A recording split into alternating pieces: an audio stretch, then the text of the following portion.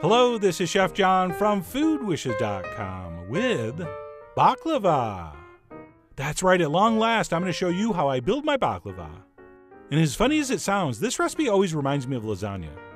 Because much like that, most people use the same handful of ingredients. But as far as the ratios go, as well as the exact way they're layered, can really vary greatly depending on who's making it. So this is just how I do it. And if you have what you think is a much better way, feel free to keep that to yourself, because I like how this comes out. So with that, let's go ahead and get started. And we'll begin with our nuts. And I like to use two kinds, some walnuts and pistachio. And while you can use one or the other, and many people do, I really do like the combination here. And then the only other thing we're going to add is a spoon of cinnamon, at which point we're going to process these by pulsing on and off until they're sort of but not too finely ground. And thanks to the power of video, I'm going to show you exactly what I mean by that. So this right here is my preferred texture. And once those are done exactly how we want, we'll go ahead and set those aside, and we can move on to assembly.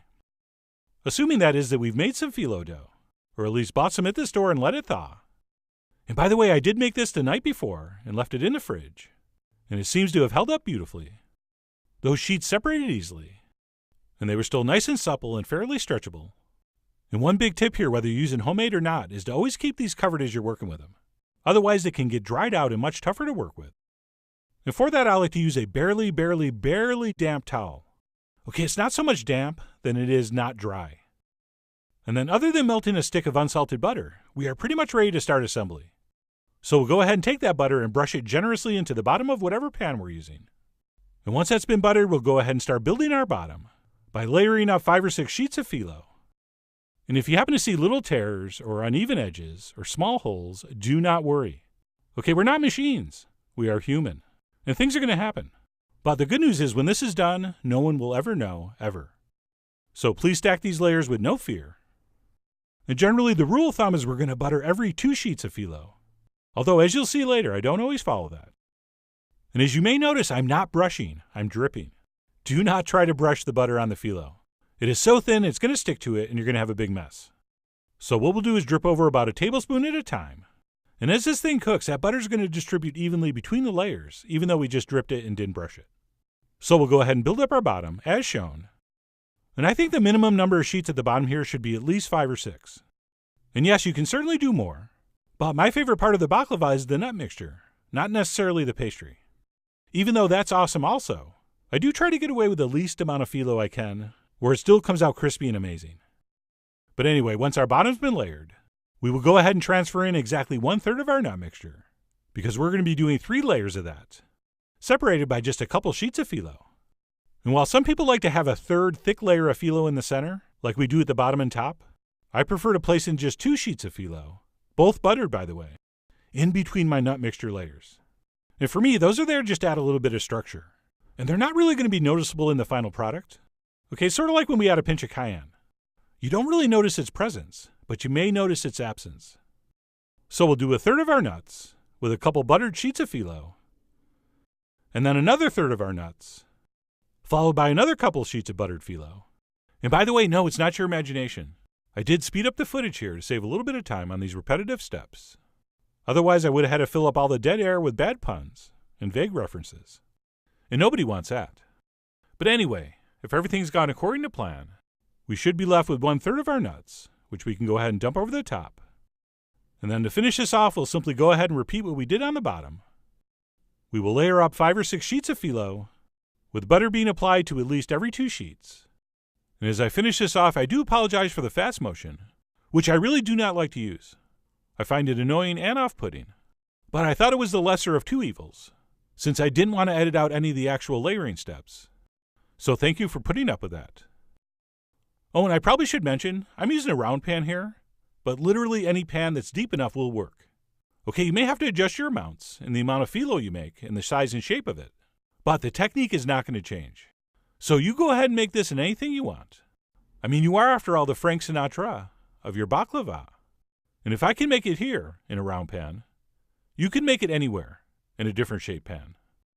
But anyway, we'll go ahead and finish off phylloing the top with, like I said, at least 5 or 6 layers. I believe I did 6. And ideally, once you've placed on that last piece of phyllo, you should have just enough butter left to generously coat the top. And I realized I said earlier to drip, not brush.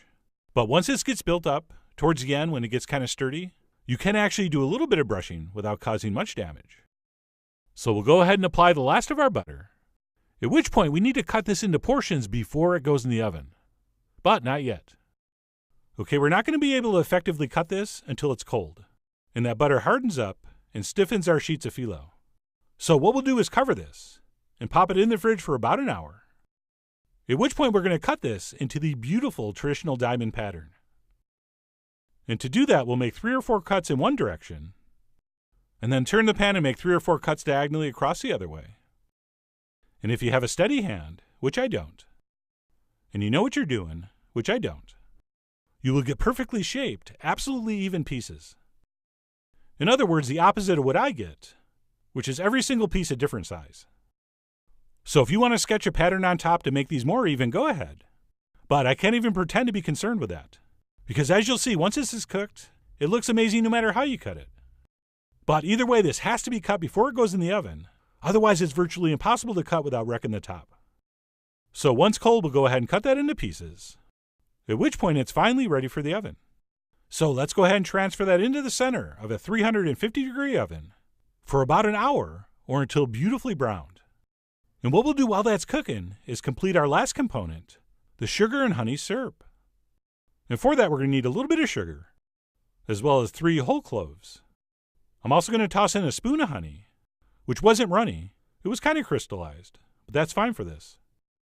And then last but not least, we will pour in some nice cold fresh water. And we'll go ahead and place that over medium-high heat.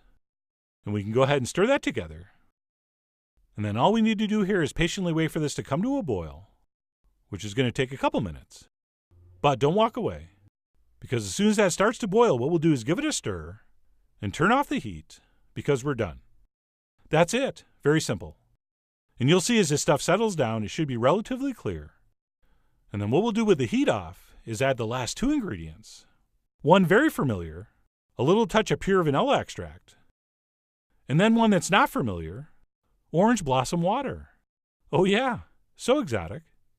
Which is going to add this gorgeous citrusy floral element, which doesn't sound great, but it is. And that's it. Once those 2 things are stirred in, it is ready to ladle over our hopefully now baked baklava. And there it is. Like I said, we're going to bake that for about an hour at 350 until it's beautifully browned. And just to help you visualize, the bottom's going to be 1 shade darker than the top. So I use that as my guide, and I try to get that just 1 shade past golden brown, knowing that the bottom will be beautifully browned. Okay, because we do not under any circumstances want a soggy bottom. So that is looking just about perfect. And what we'll do is let that sit for just 5 minutes before ladling over our syrup. And by the way, if you have a guest over, maybe it's date night, make sure they watch you do this step. Because there's no way to do this and not look cool and sexy. It's impossible. And to those people thinking, man, that's a lot of sugar syrup. It is, but it's about 25% less than most recipes call for. So I'm sort of doing a little bit of a diet version here. But anyway, we'll go ahead and apply that to our still hot baklava. And then by far the hardest step, we have to let this cool down to room temp before we eat it. All right, it's not good hot, nor is it good cold because the butter hardens. This, in my opinion, should be eaten exactly at room temp. And while you're waiting, you can just stare at it and pick out your piece. I think I'm going to go bottom right. Although not for the final plating and pictures. For that, I use one of my few perfect diamond-shaped ones. And to finish, I like to grate over a little bit of pistachio. Because I'm kind of fancy, and I think it looks good. And that's it. Once cooled down to room temp, and possibly pistachio dusted, our baklava is ready to enjoy. And I hate to think you've never had this before, but if you haven't, man, are you in for a mind-altering treat. Right, we got that crunchy, buttery phyllo on the bottom, and then our rich, fragrant, sticky nut layer, all topped with more buttery, crispy phyllo.